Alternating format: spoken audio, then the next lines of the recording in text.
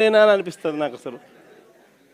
అసలు ఈ అరవ శ్రీధర్ అనేవాడు ప్రభుత్వ ఉద్యోగి అయిన ఒక అమ్మాయిని భయపెట్టి బెదిరించి రేపు చేసి హెరాస్ చేసి స్వయంగా ఆ అమ్మాయి తనకు జరిగిన అన్యాయాన్ని కూడా ఏకంగా సాక్ష్యాలు ఆధారాలతో సహా బయట పెట్టాను. ఆముదాల వలస ఎమ్మెల్యే ఇంకోడు కూన రవికుమార్.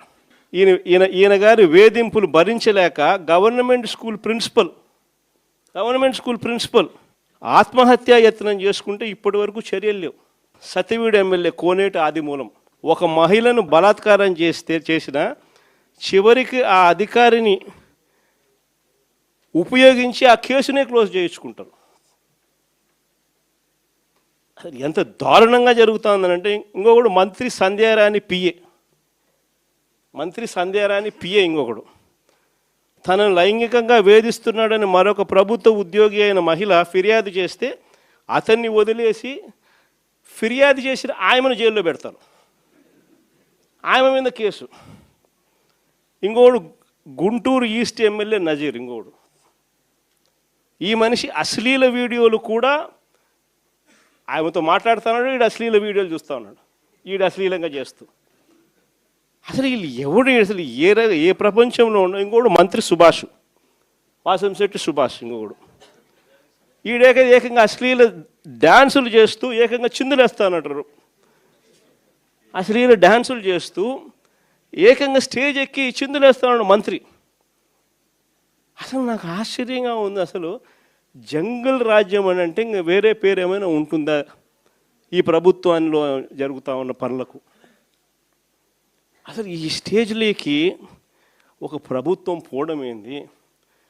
దగ్గరుండి ఇట్లా టోళ్ళని తీసుకొని పోయి ఇన్సిడెంట్ జరిగితే భయము భక్తి లేకపోకుండా మరుసటి రోజు జైల్లో పెట్టాల్సిన వాళ్ళందరినీ జైలు అనేది ఎలా ఉంటుందో చూపించాల్సింది పోయి, ఇలాంటిది ఏదైనా చేయాలంటే బొల్లులో భయం అనేది ఎలా ఉంటుందో చూపించాల్సింది పోయి వీళ్ళందరినీ ప్రోత్సహిస్తాడు ఎవడు? వీళ్ళందరినీ ప్రోత్సహిస్తూ ఉండేది వీళ్ళు. సాక్షాత్తు దగ్గరుండి చంద్రబాబు నాయుడు, ఆయన కొడుకు, ఆయన ప్రభుత్వం. నిజంగా ఇలాంటి పాలనలో మనం ఉన్నాము, ఇలాంటి రాష్ట్రంలో మనం ఉన్నాము అని నిజంగా జంగల్ రాజ్యం అని అంటే ఇదే.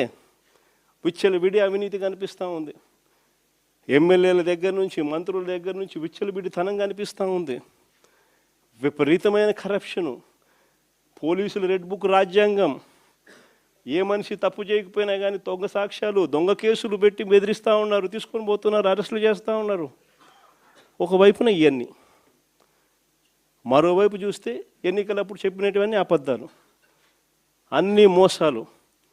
మరోవైపున మంచి పథకాలన్నీ రద్దు. ఇంకోవైపు చూస్తే వ్యవస్థలన్నీ కొలాప్స్.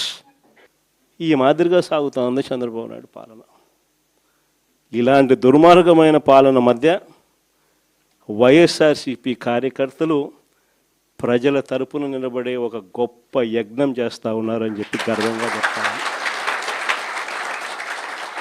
ఇలాంటి పాలన మధ్య ప్రజలకు నిజంగా వైఎస్ఆర్సీపీ పార్టీ అవసరం ఉంది.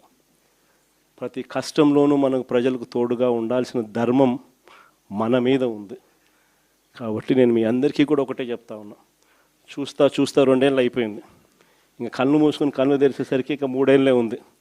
ఈ 3 ఏళ్లలో కూడా ఇంకొకటి 1.5 సంవత్సరం గడిస్తే ఆ తర్వాత నా పాదయాత్ర కూడా స్టార్ట్ అవుతుంది.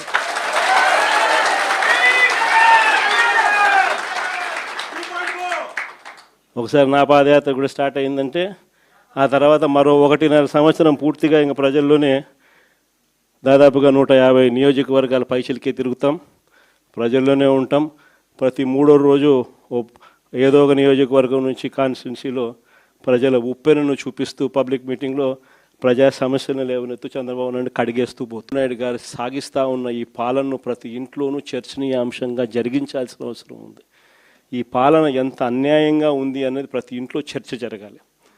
మన ప్రభుత్వ పాలనకు ఈ ప్రభుత్వానికి మధ్య తేడా ఎంతుంది అన్నది ప్రతి ఇంట్లో కూడా చర్చనీయాంశంగా మార్చాలి. అలా మారుస్తూ మనం ప్రతి గ్రామంలోనూ మన అనుబంధ విభాగాలు ఏదైతే మనం వేసుకుంటూ పోతున్నామో వాటి మీద పూర్తి ధ్యాస పెట్టండి. అనుబంధ విభాగాలు అన్నది మన క్యాడర్ ఏదైతే ఉందో వాటినన్నిటినీ స్ట్రీమ్లైన్ చేయాలి. వాటన్నిటినీ కూడా ఒక ఆర్గనైజ్డ్ సెక్టర్ కింద తీసుకొని రావాలి. తీసుకొని వచ్చి ప్రతి ఇంట్లోనూ ఈ చర్చనీయాంశం అయ్యేట్టుగా ఈ కార్యక్రమాలన్నీ చేస్తూ చంద్రబాబు నాయుడు గారు చేస్తూ ఉన్న అన్యాయాలకు ప్రజలకు తోడుగా నిలబడే కార్యక్రమం మనం చేయాల్సింది. ఇది మనం చేద్దాం. నేను మీకు హామీ ఇస్తా ఉన్నా, జగన్ 2.0లో మాత్రం ఖచ్చితంగా మీ అందరికీ నేను హామీ ఇస్తా ఉన్నా, కార్యకర్తలదే ప్రథమ స్థానం అవుతుంది. కార్యకర్తల ద్వారానే ప్రజలకు చంద్రబాబు నాయుడుకు మన పాలనకు మధ్య తేడా చూపిస్తూ మంచి జరిగించే కార్యక్రమం కూడా జరుగుతుంది.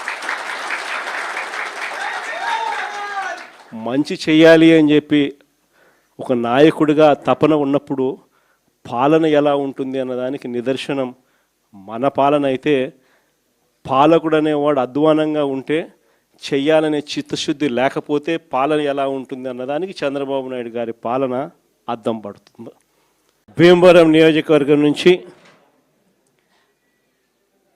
వచ్చిన ముఖ్యమైన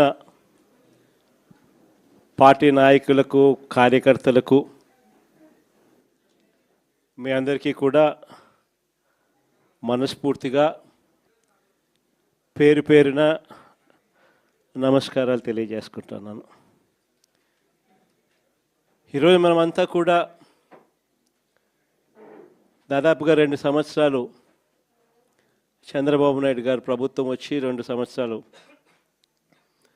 అయిపోవస్తూ ఉంది. ఇక మరో 3 సంవత్సరాల్లో మాత్రమే మిగిలి ఉన్న పరిస్థితులు కనిపిస్తూ ఉన్నాయి. ఈ 2 సంవత్సరాలలో చంద్రబాబు నాయుడు గారి వల్ల ప్రజలకు కానీ,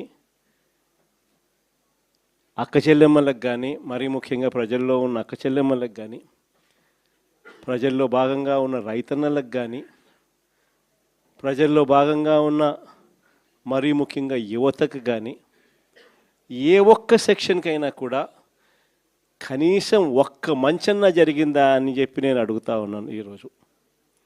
ఎందుకనంటే చంద్రబాబు నాయుడు గారు అధికారంలోకి వచ్చిన తర్వాత జరిగింది ఏమిటి అని చెప్పి ఒక్కసారి మనం వెనక్కి వెళ్ళి బేరీజు వేసుకుంటే జరిగింది ఏమిటి అని అంటే, ఇంతకుముందు మన ప్రభుత్వంలో ఉన్న పథకాలన్నీ కూడా రద్దయిపోయిన పరిస్థితి ఈరోజు కనిపిస్తూ ఉంది. ఇంతకుముందు ఒక మాట అంటే ఒక మాట మీద నిలబడే నాయకత్వం ఉండేది. ఒక మేనిఫెస్టో అంటే ఒక మేనిఫెస్టోలో చెప్పింది అది ఒక భగవద్గీతగా భావించి, ఒక బైబిల్గా భావించి, ఒక ఖురాన్గా భావించి చెప్పిన ప్రతి మాట కూడా ప్రజలకు మనం మాటిచ్చాం, ఖచ్చితంగా చేయాల్సిన ధర్మం మన మీద ఉంది అని చెప్పి భావించే ఒక నాయకత్వం ఉండేది. ఒక మాట, ఒక పాలకుడు నోట్లో నుంచి ఒక మాట వస్తే ఆ మాట ఖచ్చితంగా నిలబెట్టుకోవాలని తపన, తాపత్రయం పాలనలో కనిపించేది. అలాంటి మన పాలన నుంచి క్రమం తప్పకుండా